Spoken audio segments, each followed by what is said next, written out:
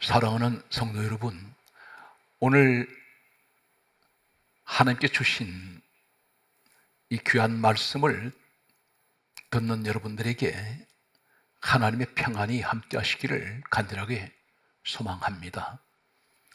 오늘 제가 전하는 이 하나님 말씀은 행복과 불행을 결정짓는 대단히 전 성경에서 가장 중요한 말씀이라고 할 수 있습니다. 지금까지 신앙생활에서 실패하고 또 이 세상을 살아가면서 믿음 안에서 살아가면서도 여러 가지 환난과 고난 가운데 지금까지 살아오시면서 아무리 기도해도 응답이 되지 않는, 전혀 기도를 해도 눈에 아무런 응답이 내 눈에 가시적으로 보이지 않는 이러한 일들이 있습니다. 하나님께서는 왜 우리 기도를 때로는 응답하지 아니하십니까? 여러 가지 이유 가운데 오늘 가장 중요한 한 사실을 하나님께서는 말씀을 통하여 우리에게 말씀하시고 계십니다. 성경 말씀을 보면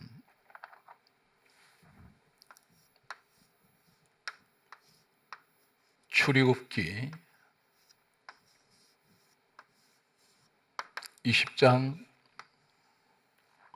4절과 5절 말씀을 보면 하나님께서 3, 4대까지 조상의 죄값을 자손들에게 그 죄값을 물으신다고 하시는 말씀이 있습니다.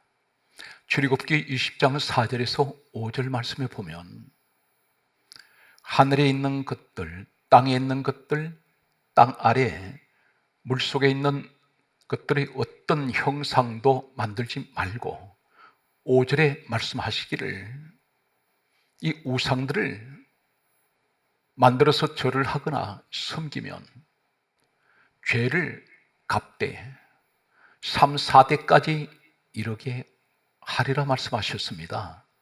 3, 4대까지 우상을 섬긴 이 죄값을 하나님께서는 물으시겠다고 말씀하십니다. 3, 4대라고 할 때 우리가 당대라면 아들, 딸이 2대가 됩니다.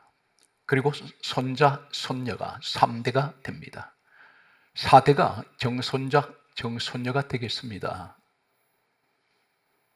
4대 전에 정손자, 정손녀 쪽에서 보면 4대 전에 그 조상이 우상을 섬긴 것으로 말미암아 그 죄값을 자신들이 받고 있다고 생각할 때 나는 조상을 잘못 만났다고 그렇게 말할 것입니다.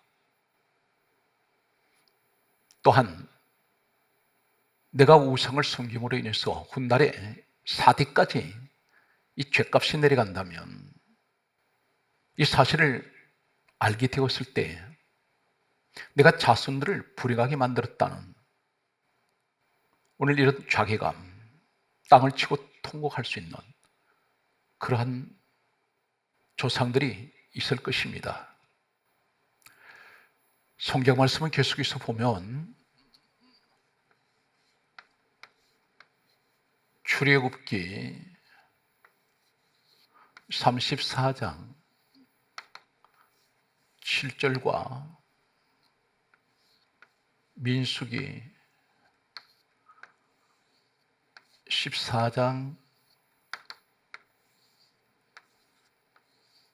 18절 말씀에 보면 출애굽기 34장 7절에는 다음과 같은 말씀을 하셨습니다. 아버지의 악행을 자손 3, 4대까지 보응하리라 하셨습니다. 출애굽기 34장 7절에는 아버지의 악행이 있습니다. 아버지 악행은 무엇입니까? 악을 행했다는 것입니다. 악한 일을 했다는 것입니다. 악행을 자손,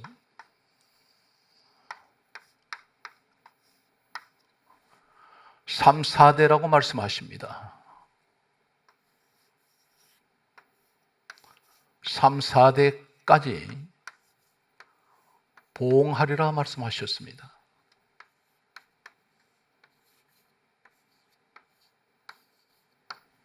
갚으신다는 것입니다.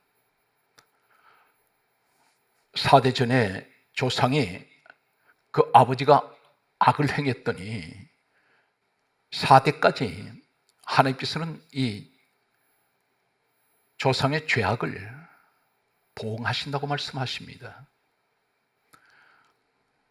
민수기 14장 18절에는 다음과 같이 말씀합니다.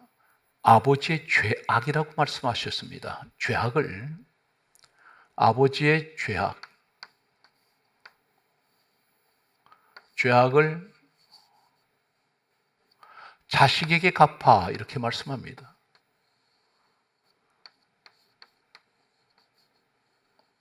자식에게 갚아.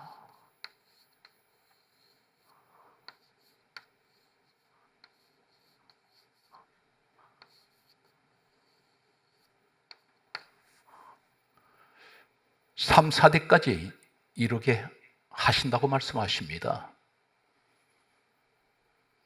3, 4대까지 내려오는 이 조상의 죄값은 저주입니다.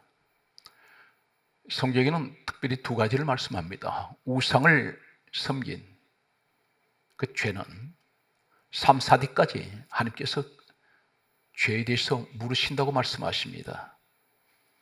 또 한 가지는 아버지의 악행입니다. 부모의 악행으로 말미암아 그것을 자식에게 갚으신다고 말씀하십니다. 그것을 3, 4대까지 이루게 하신다고 말씀하고 있습니다. 오늘 대단히 충격적인 한 사실을 우리는 하나님께서 주시는 말씀을 통하여 살펴봅니다. 시편 109편 17절과 18절, 19절,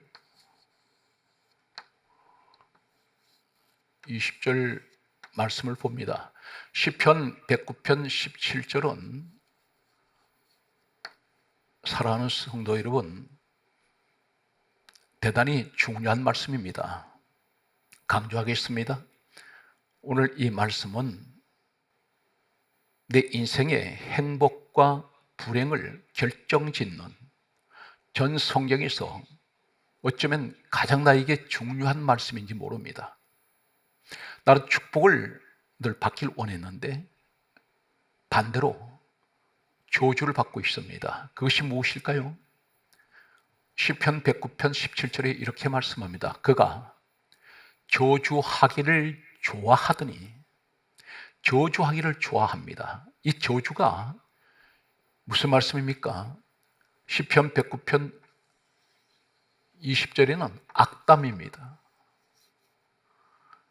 저주하기를 좋아하더니 이 저주가 악담이라고 말씀합니다. 악담하는 자들의 받을 보응이니라, 이렇게 말씀하시고 있습니다. 시편 109편 17절에 그가 저주하기를 좋아하더니 그것이 자기에게 임하고, 악담하기를 좋아하더니 그것이 자기에게 임합니다. 어떻게 임합니까? 저주로 임한다는 것입니다. 악담이 어떤 것입니까?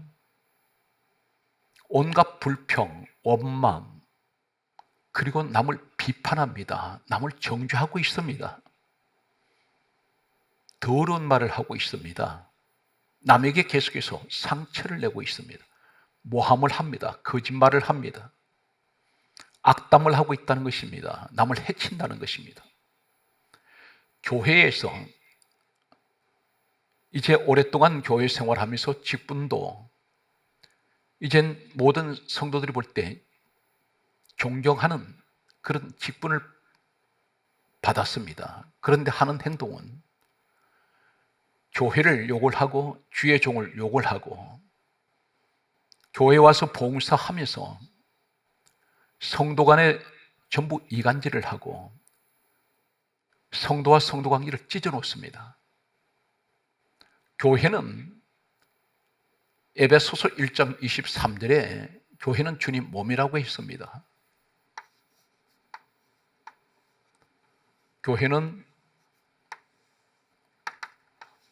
그리스도의 몸이라고 했습니다. 예수님 몸인데 예수님 이 땅에 오신 목적이 무엇입니까? 죄인들을 구원하러 오셨습니다. 십자가에 죽으신 것은 죄인들의 죄를 사하시기 위해서 십자가에 친히 죽으셨습니다. 그런데 주님 뜻과는 정반대로 교회에 들어와서 직분을 맡겨 두었더니 사람들을 죽이고 있습니다.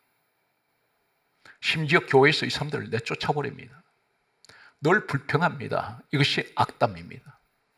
그런데 심각한 것은 자신이 계속해서 악담을 하고 남을 비방하고 헐뜯었더니 이것이 저주가 되어서 그가 저주하기를 좋아하더니 그것이 자기에게 임해버립니다. 저주로 자신의 몸을 덮어버립니다.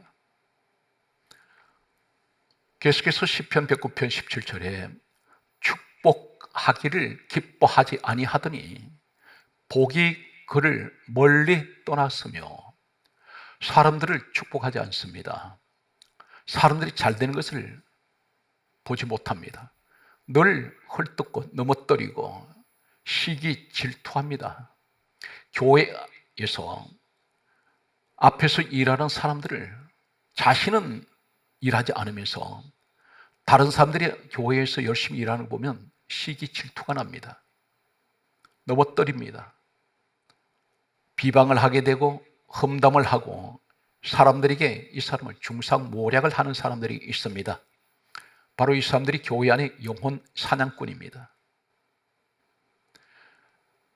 성경 말씀은 이렇게 강조합니다. 계속해서 시편 109편 18절의 말씀 보게 되면 저주하기를 옷 입듯 하더니 이렇게 말씀합니다. 옷을 입는 것 같이 저주를 입고 있습니다. 그런데 계속해서 남을 비방하고 헐뜯고 그리고 중상모략하고 교회에서 성도 관계를 전부 찢어낼 때에 성경은 이렇게 강조합니다. 그 저주가 물같이 그 몸 속으로 들어가며 하나님 말씀입니다. 그리고 하시는 말씀이 기름같이 뼛속으로 들어갔나이다 이렇게 말씀합니다. 사랑하는 성도 여러분, 지금까지 우리는 이 사실에 대해서 심각하게 생각하지 않았습니다. 그런데 하나님께서는 깨닫지 못하는 우리에게 대단히 충격적인 말씀을 하셨습니다. 내가 평소에 한마디 한마디 내뱉는 불평하는 소리, 남을 찢어대는 소리, 악담을 하는 이 말이 결국은 나한테로 저주가 되어서 몸속으로 물같이 스며들어오며 기름같이 뼛속으로 이 저주가 들어와 있다는 것입니다. 들어갔나이다 말씀합니다. 우린 지금까지 얼마나 많은 그런 말을 쏟아내었습니까? 하나님께서는 이 악담하는 사람들은 이것이 저주라고 말씀합니다. 자신 스스로 저주를 자청하고 있다는 것입니다. 그것이 몸속으로 들어와 있다는 것입니다. 성경 말씀을 보게 되면 19절에 이렇게 말씀합니다.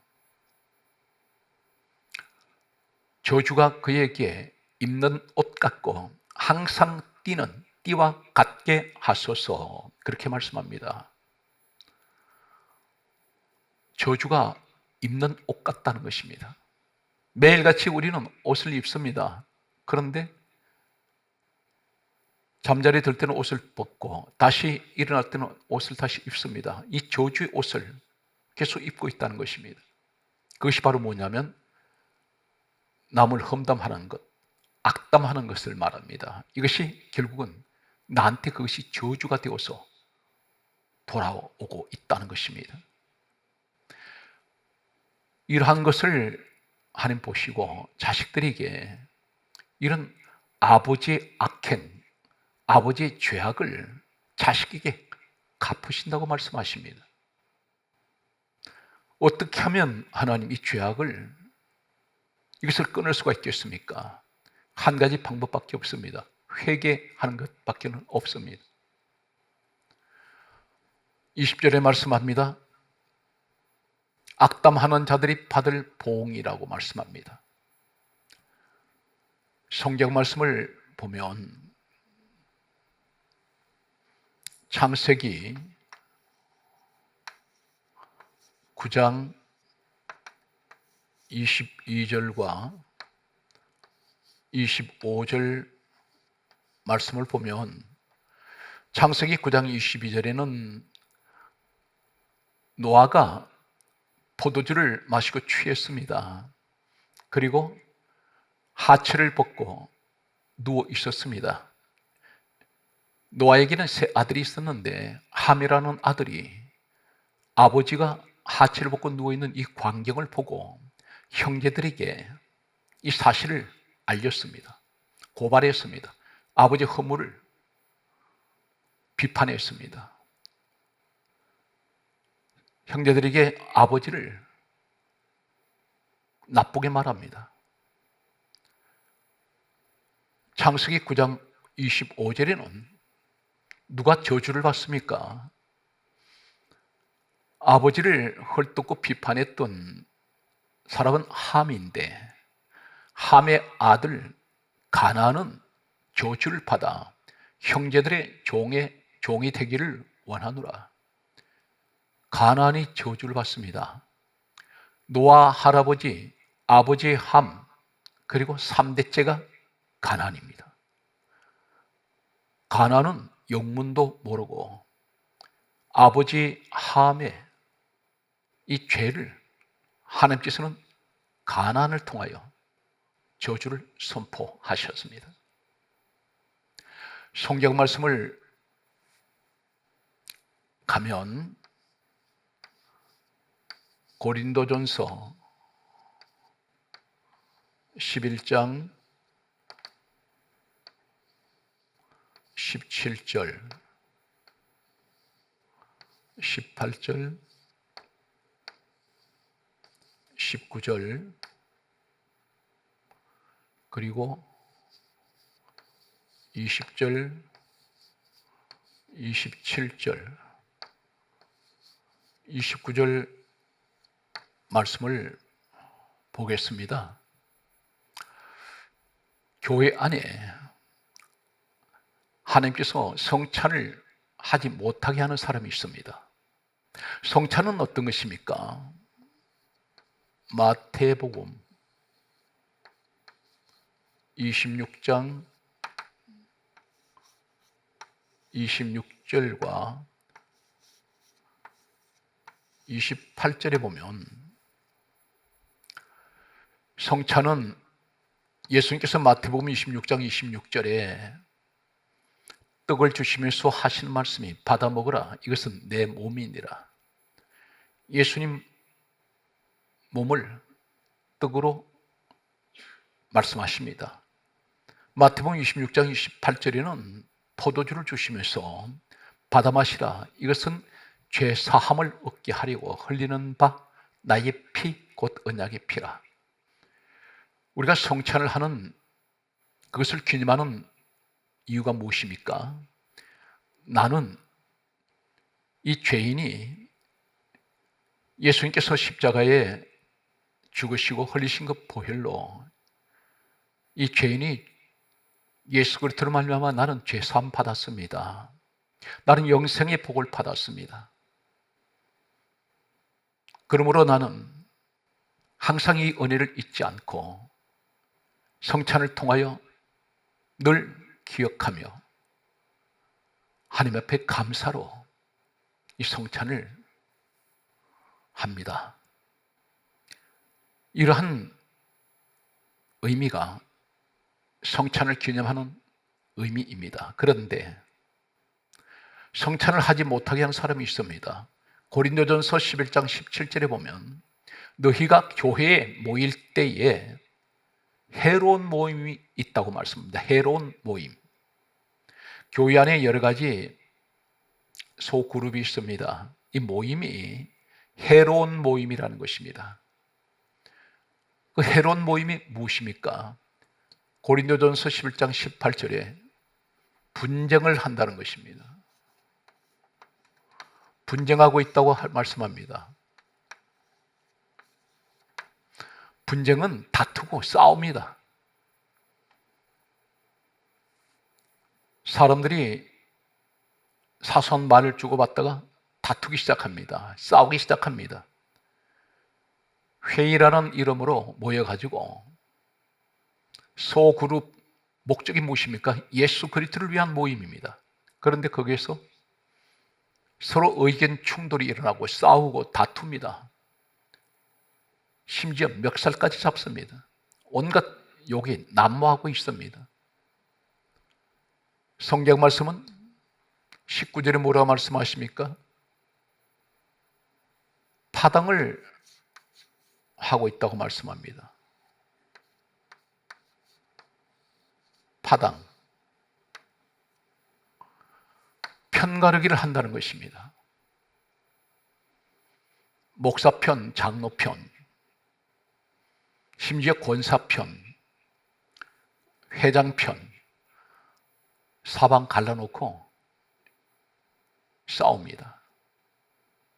하나님께서 보시고 하신 말씀이 19절에는 특히나 파당을 하면서 이것에 옳다 인정함을 받은 자들이 나타나게 되리라 말씀하셨습니다. 이 말씀이 무슨 말씀입니까?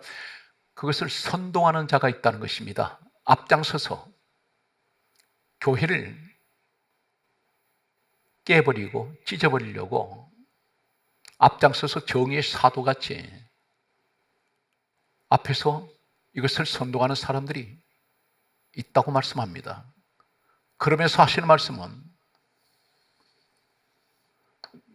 너희들은 함께 모여 주의 만찬을 할 수 없다라고 말씀합니다. 주의 만찬은 성찬입니다. 성찬을 할 수는 안 된다는 것입니다. 그럼에도 그 사실을 깨닫지도 못하고 회개하지도 아니하고 함부로 떡과 포도주를 먹고 마시면 27절에 뭐라 말씀합니까? 주의 몸과 피에 대하여 죄를 짓는 것이라 했습니다. 죄 사함이 아니라 오히려 죄를 짓고 있습니다. 이것이 성찬죄입니다. 성찬죄는 어떤 것입니까? 교회 분쟁하는 사람들, 파당을 하는 사람들, 모든 교회는 성도는 강단 중심이 되어야 됩니다. 강대상 중심으로 성도들이 하나로 힘을 모아야 됩니다. 그것은 곧 예수 그리스도를 중심으로 교회가 하나가 되어야 됩니다. 그런데 각자가 자기 사람을 만들고 있습니다. 29절의 말씀을 보면 그럼에도 성찬을 하면 자기 죄를 먹고 마시는 것이라 했습니다. 자기 죄를 먹고 마십니다. 이 사람 죄사함 받은 사람이 아닙니다.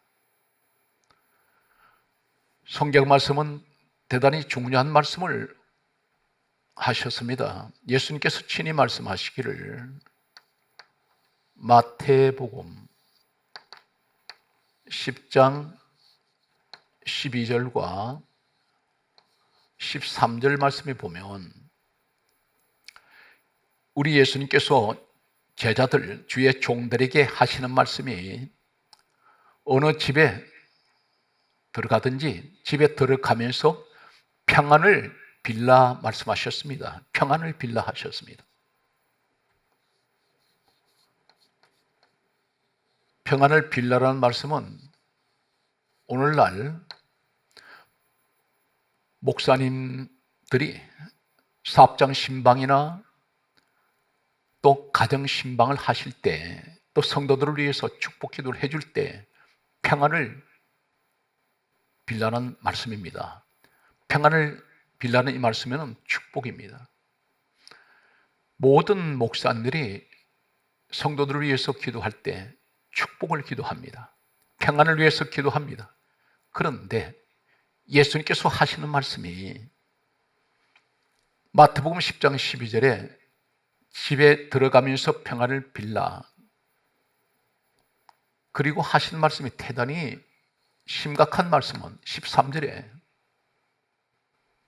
그 집이 이에 합당하면 너희가 빈 평안이 거기 임할 것이요, 만일 합당하지 아니하면 너희가 빈 평안이 너희에게로 돌아올 것이니라 했습니다. 아무리 주의 종이 축복을 빌어주어도 축복이 내리지 않는 사람이 있습니다. 합당하지 않다는 것입니다. 무엇이 합당하지 않을까요? 모든 목사님들은 한결같이 성도들을 위해서 축복을 할 때에 목사님이 그 축복을 주지 못합니다. 누가 주십니까? 우리 주님께서 주의 종들이 축복 기도를 할 때 우리 주님께서 축복을 그들에게 주실 것입니다. 그런데 아무리 주의 종이 축복 기도를 해도, 평안을 빌어도 우리 주님이 보실 때에 이 기도를 받는 이 사람이 그 복을, 평안을 받을 만한 사람이 아니라는 것입니다. 예를 들면 목사님이 이 사람을 위해서 축복 기도를 해주는데 목사님은 이 사람에 대해서 그 속마음을 모릅니다. 그런데 주님께서는 알고 계신다는 것입니다. 주의 종이 축복 기도하는데 기도받는 그 사람이 평소에 주의 종을 욕을 하는 사람입니다. 회개를 모르는 사람입니다. 교회를 비방하고 욕을 하는 사람입니다. 성도들을 실족시키는 사람들입니다. 하나님이 하신 일을 방해하는 사람입니다. 이 사람은 주님 보실 때 합당치 않다는 것입니다. 저는 지금까지 수많은 헤아릴 수 없는 많은 환자들, 그리고 문제를 가지신 분들을 위해서 안수기도를 했습니다. 무수한 사람들이 치료받고 문제 해결받는 것을 목적을 하게 됩니다. 우리 하나님께서 치료하시고 문제들을 해결해 주시는데, 그런데 어떤 사람은 아무리 기도를 해도, 이분한테 아무리 축복을 해도 이 사람에게 기도대로 응답이 오지 않습니다.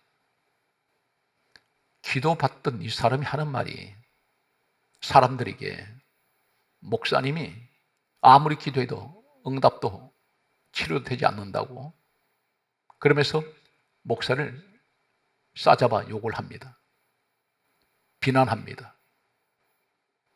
분명히 주님 보실 때 이 사람에게, 다른 사람들은 암이 치료되고 불치병이 고쳐지는데 똑같은 목사가 기도를 해주는데도 작은 문제는 해결되지 않는 것은 이 사람에게 주님 보실 때 합당치 않는 그러한 것이 목사도 모르는 어떤 것이 이 사람에게 있다는 것입니다. 성경 말씀은 다음과 같이 우리에게 또 말씀하시는 것을 보게 됩니다. 접촉이라는 말이 있습니다. 접촉.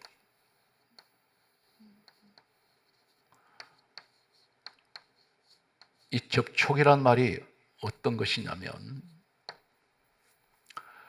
사랑하는 성도 여러분, 여러분 날마다 누구를 가까이 하십니까? 이 땅에는 두 가지 영이 존재합니다. 성령께서 계시고 하나님의 영이 계시고 마귀 영이 있습니다. 악령이 있습니다. 영은 두 가지입니다. 성령과 악령입니다. 그런데 성령의 사람들과 접촉을 할 때에 어떤 일이 일어날까요? 성령님은 어느 곳이든지 역사하십니다. 성령의 사람들, 마가복음 5장 27절 말씀을 보면 혈루증 여인이 있습니다. 혈루증.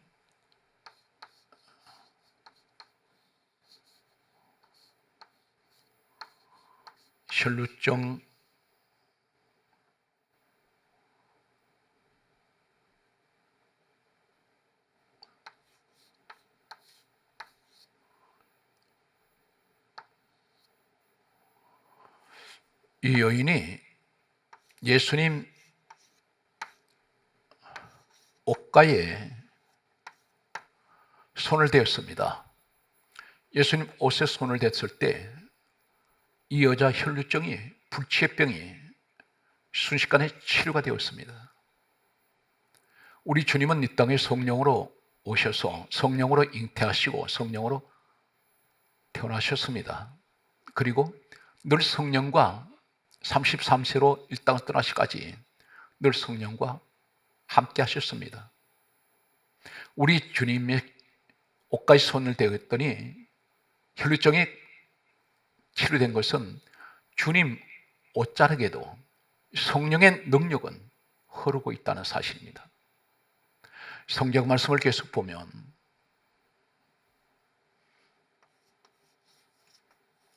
사도행전 3장 7절에 나면서 하체를 서지 못하는 사람이 있습니다.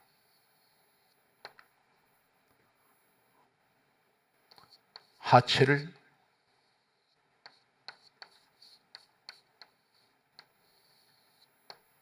서지 못하는 사람이 있습니다. 불치의 병입니다. 현대의학으로도 태어나면서부터 하체를 서지 못하는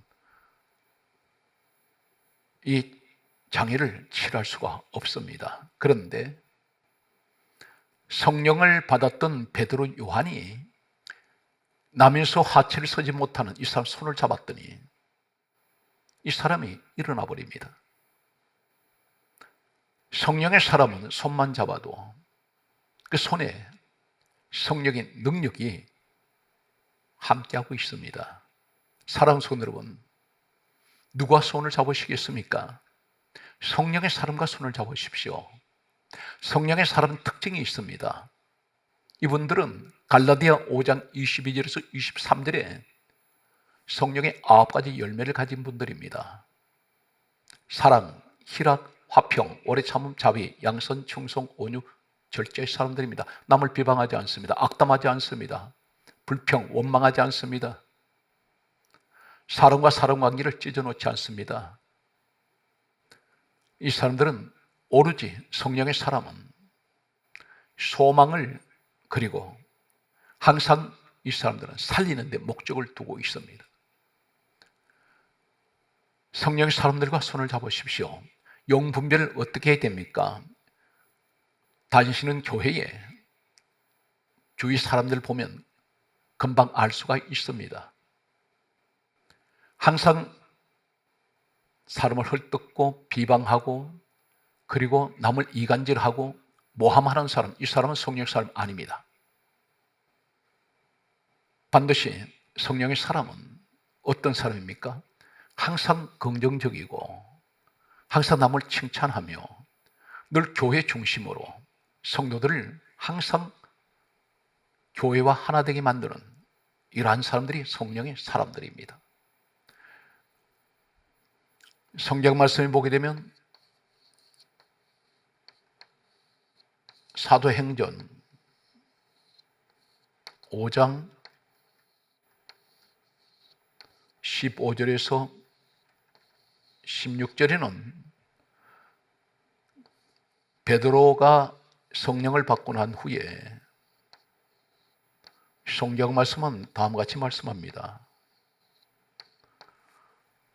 베드로가 그림자만 지나가도 어떤 병에 걸렸던지, 그리고 귀신한테 잡혀있는 자들이 베드로 그림자만 지나가도 병이 치료되고 귀신이 떠나갔습니다.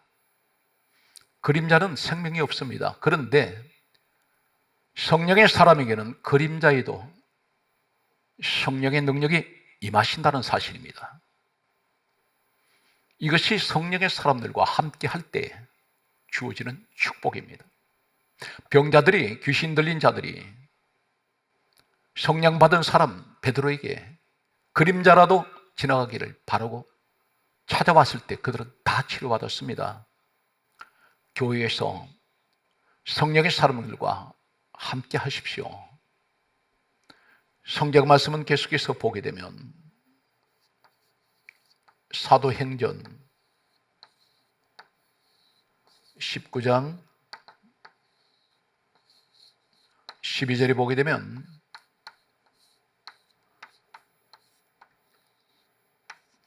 바울이 손수건 앞치마가 사람들이 일방적으로 이 바울의 손수건 앞치마 1000조각을 가지다가 병든 사람들에게 갖다 얹었더니, 귀신 들린 자들이 갖다 얹었더니 병이 치료되고 귀신이 떠나갔습니다.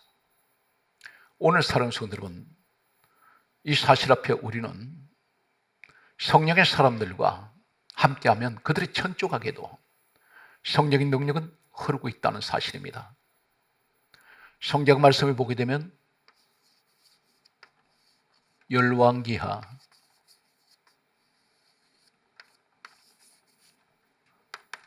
2장 14절 말씀 보면 엘리야가 겉옷을 엘리사에게 던져주었을 때 엘리사가 엘리야의 겉옷을 가지고 요단강물을 쳤더니 요단강이 이리저리 갈라져 육지같이 건너갔습니다. 엘리야는 성령의 사람입니다. 성령의 사람이 입고 있던 옷에도 성령의 능력은 함께 했습니다. 반대로 악령이 함께하면 어떻게 됩니까? 사무엘상 16장 14절, 사무엘상 28장 7절, 31장 4절, 마가복음 5장 5절, 요한복음 13장 2절, 27절, 마태복음 27장 5절 말씀을 보면 사단이 악한 영이 임할 때 사무엘 시대에 사울 왕이 사무엘상 16장 14절에 악령과 접촉을 했습니다. 악령과 함께 할 때 28장 7절에는 신접한 무당을 찾아갑니다. 무당을 좋아합니다. 사무엘상 31장 4절에는 자신의 칼로 스스로 자살하게 됩니다. 마가복음 5장 5절에는 귀신과 접촉했을 때에 이 귀신이 접촉된 이 사람은 돌로 자신 몸을 해치고 있습니다. 자해를 하고 있습니다.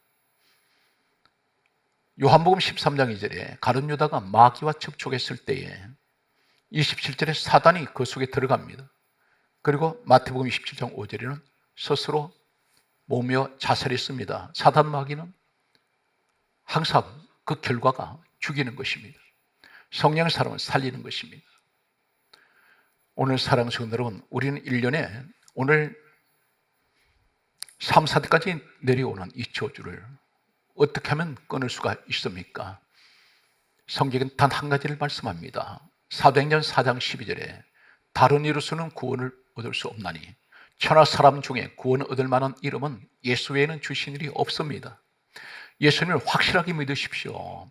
교회만 다니시는 것이 아니라 확실한 예수 그리스도에 대한 믿음을 가지셔야 됩니다. 그 믿음이 어떤 것입니까?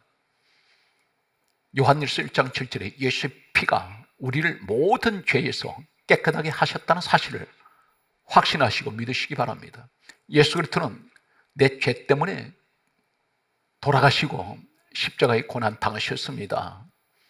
3, 4대까지 흐르는 이 가문의 저주는 예수 그리스도의 피로 모든 것이 정결하게 되고 깨끗하게 될 것입니다. 히브리서 9장 12절에 말씀합니다. 예수 그리스도의 피는 영원한 속죄를 이룹니다. 예수 그리스도 안에 들어오는 분들은 영원히 모든 죄가 속죄됩니다. 조상 때로부터 흘러내려오는 이 우상의 저주와 모든 우리의 지었던 조상들의 죄가, 악행이, 죄악이 다 깨끗하게 영원히 속죄가 됩니다. 그러므로 성경이 이렇게 강조합니다. 갈라디아 3장 13절에 그리스도는 우리를 위하여 저주를 받은 바 되사 율법의 저주에서 우리를 속량하셨습니다. 그 죄값을 우리 예수님이 대신 십자가에서 치르셨습니다. 예수 그리스도를 확실하게 믿는 믿음의 사람들, 그들은 구원을 받았습니다. 오늘 또 주님 앞에 감사하며 항상 어느 곳에 가시든지 예수 그리스도를 전가하시고 주의 영광을 나타내시는 이 시대에 찾아보기 드문 대단히 귀한 하나님의 사랑하는 자녀가 되시길 바랍니다. 사랑하는 성도 여러분, 힘들고 어려운 시대를 살아가시는 동안 주님을 따라가시다가 때로는 실망과 절망과 낙심 가운데 주저앉을 때가 있습니다. 그때마다 우리는 히브리서 12장 2절에 믿음의 주여 온전하게 하시는 예수님을 바라보시는 끝까지 승리하시는 사랑하는 성도 여러분 되시기를 주 예수 그리스도 이름으로 축복합니다.